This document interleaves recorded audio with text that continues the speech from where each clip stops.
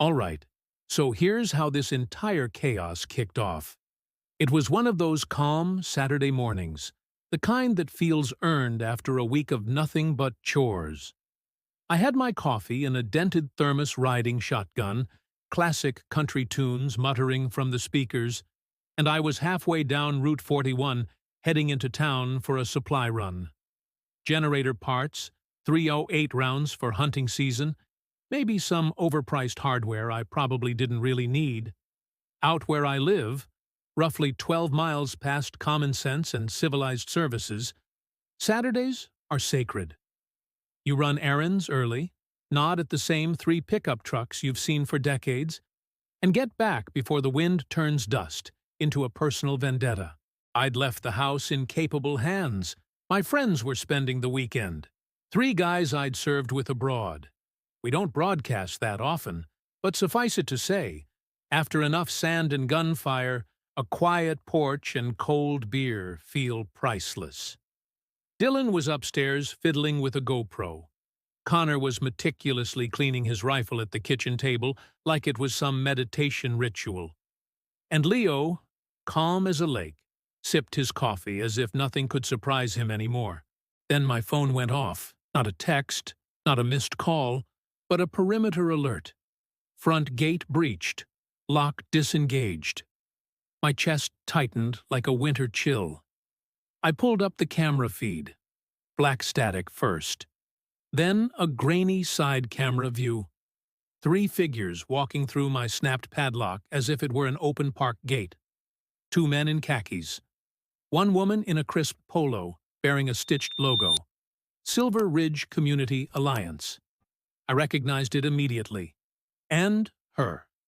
Vanessa Pike, HOA president. The kind of woman who smiles with her mouth but not her eyes. I spun the truck around. Gravel shot behind me like buckshot. My jaw went rigid. Because here's the thing. I am not part of Silver Ridge. Never have been. My land predates their little community vision by over 10 years. County recorded, notarized, surveyed twice. They'd once tried to contact me over mailbox color non-compliance. I mailed back a copy of my deed and a polite suggestion to mind their own fences. That apparently lodged in Vanessa's mind. I radioed the house on our private channel. Dylan answered first. "We've got visitors," he said far too casually. "How many?" I asked. 3. Polo squad, Queen Bee included. You arm. A pause. Then Connor's voice floated from the background. Always calm, always measured. I told them not to engage unless absolutely necessary. Call the sheriff. Keep cameras rolling. By the time I was a mile from the driveway, the scene had escalated. Vanessa had marched right to the porch, tablet in hand, announcing loudly for the cameras to catch every word. "We are conducting an emergency compliance inspection under Section 8.3 of the Silver Ridge Charter."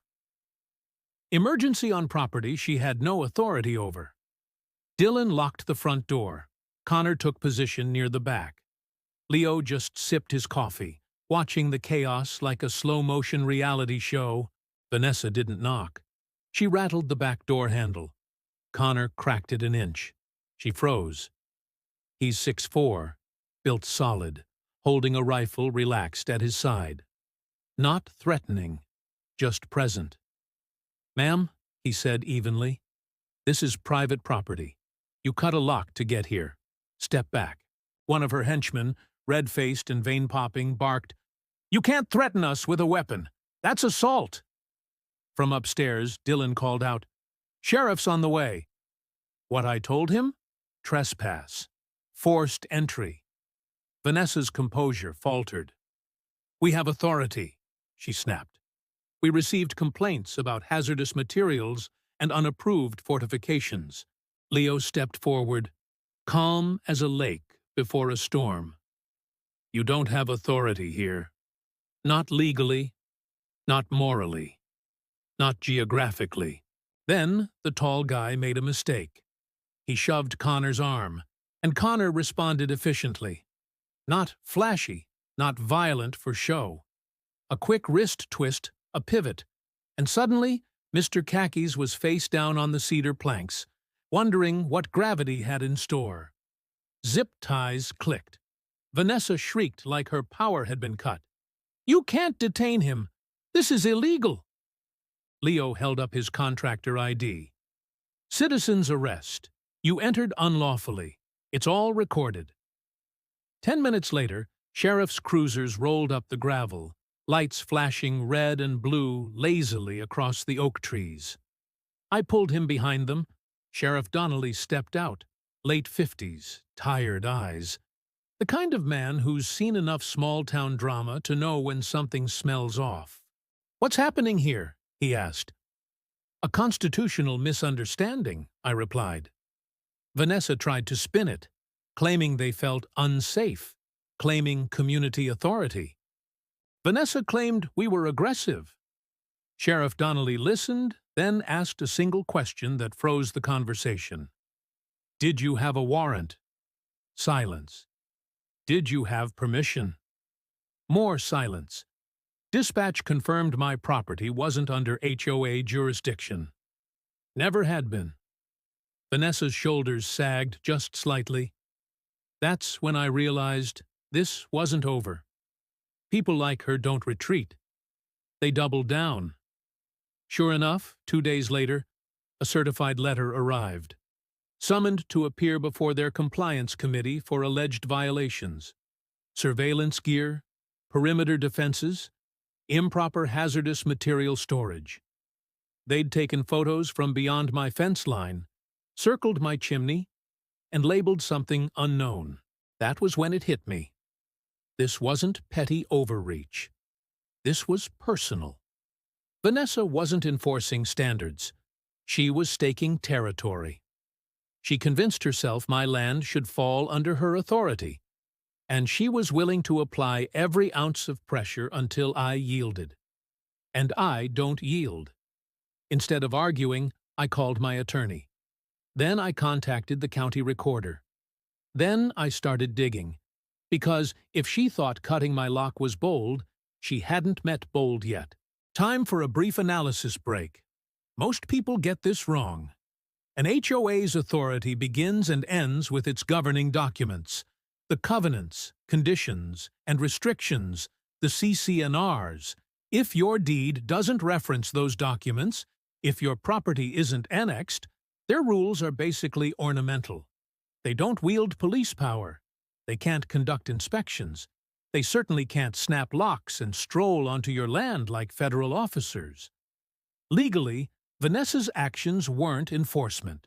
They were trespass. The moment that padlock snapped, she crossed civil code and entered criminal exposure territory. One is paperwork. The other is a prosecutable offense. But here's the psychological angle. HOA boards often fall into this trap. Start small, gain minor wins, and escalate. Someone pays a fine, repaints a fence. Authority feels justified. Push further, and silence is interpreted as consent. Over time, the distinction between actual jurisdiction and perceived control fades. Vanessa wasn't enforcing aesthetics. She was expanding influence.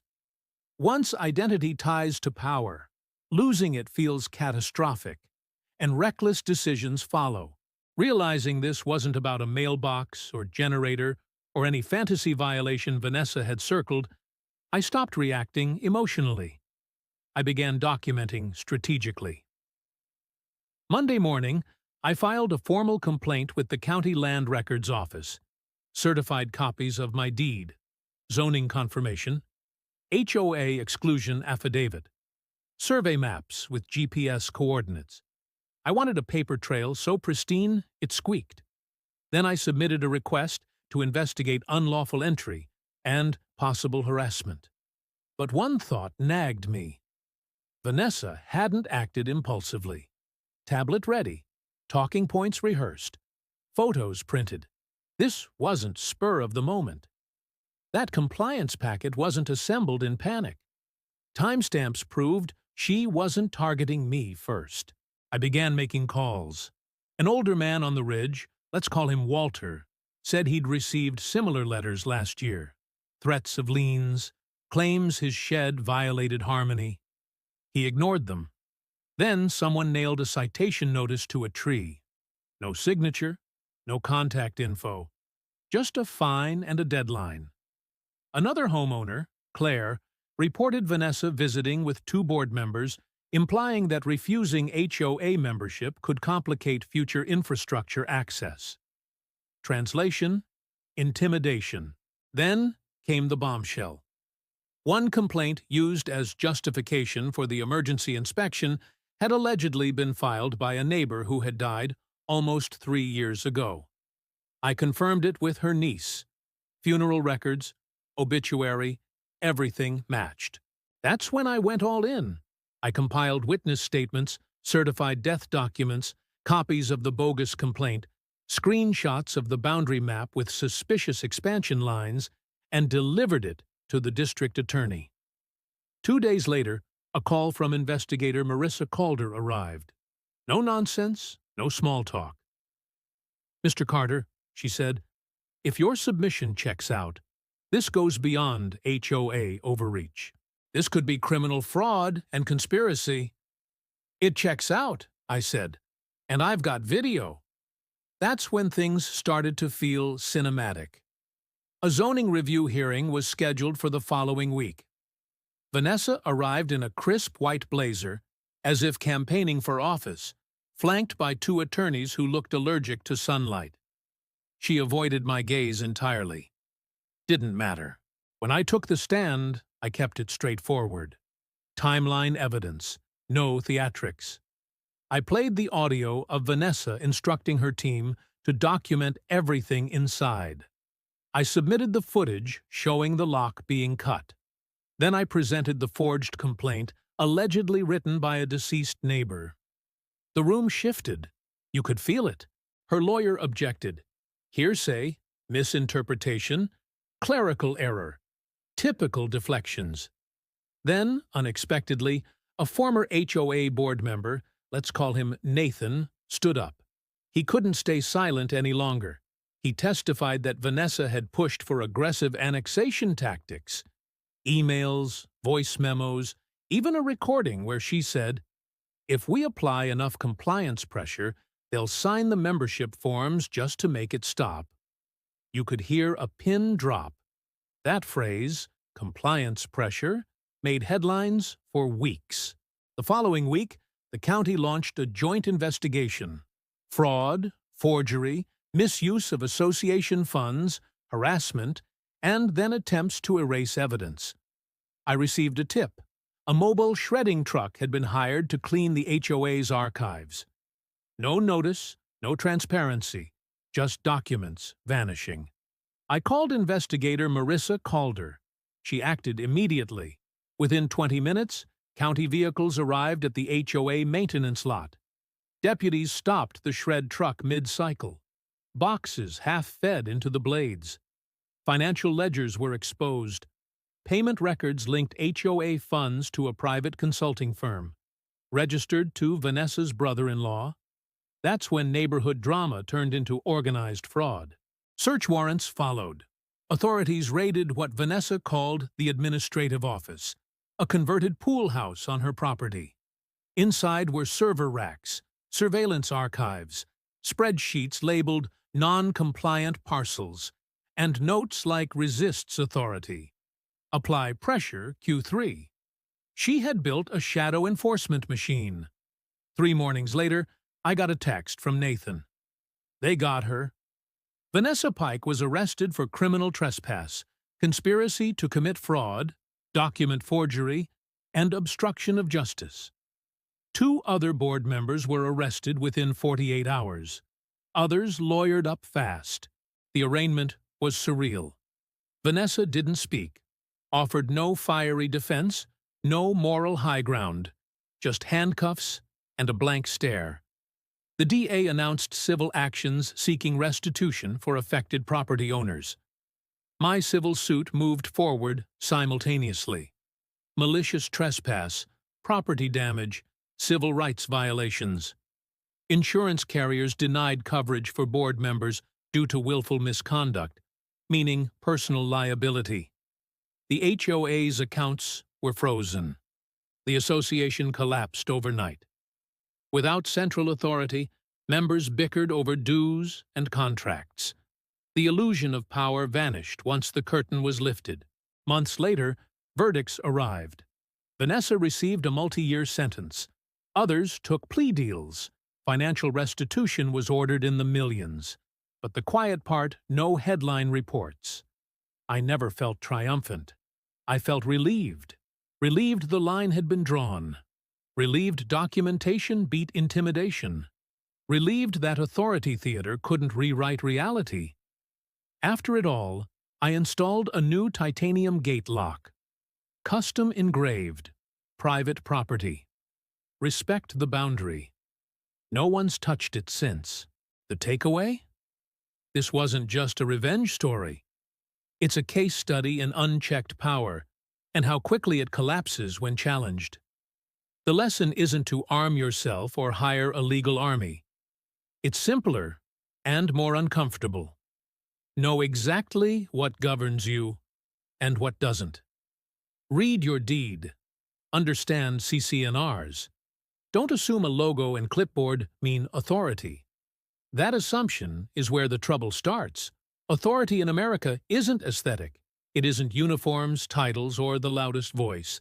It's jurisdiction, documentation, and boundaries. Everything hinged on one thing: documentation, not anger, not intimidation. If I hadn't had camera footage, parcel maps, timestamps, sworn affidavits, this could have been a he said, she said spat, and those rarely favor the quiet party. The psychology matters too. Small authority figures expand if unchallenged. Not out of malice, but because power validates identity. Vanessa didn't wake planning crimes. She escalated gradually. Warning letters, fines, boundary reinterpretations. Each unchecked step strengthened her internal narrative. I am protecting the community. I am necessary. I am right. Once ego fuses to that narrative, dissent feels rebellious. Neutrality feels disrespectful. Compliance becomes coercion. HOAs aren't inherently bad. Many function well, maintain infrastructure, property values, and resolve disputes that would otherwise enter court. Proper guardrails, transparency, elections, financial oversight, legal compliance. These make the structure work. Remove them, and you get thieves, not order. My advice: read governing documents, know if your property is annexed, attend meetings, even boring ones, request transparency, and document concerns methodically. Loud complaints without proof make you the difficult one. Facts change the conversation. If you're not in an HOA, don't get smug. Boundary disputes, zoning issues, neighbor conflicts follow similar patterns. Confusion breeds assumption. Assumption breeds escalation. Clarity saved me. Clarity about my land, about authority, about the law. You don't need rage. You just need to stand smartly. Drop your thoughts in the comments. I read more than you think. And if you enjoy stories about small battles that turn into something bigger, hit like, subscribe, and stick around because sometimes the smallest spaces carry the biggest lessons.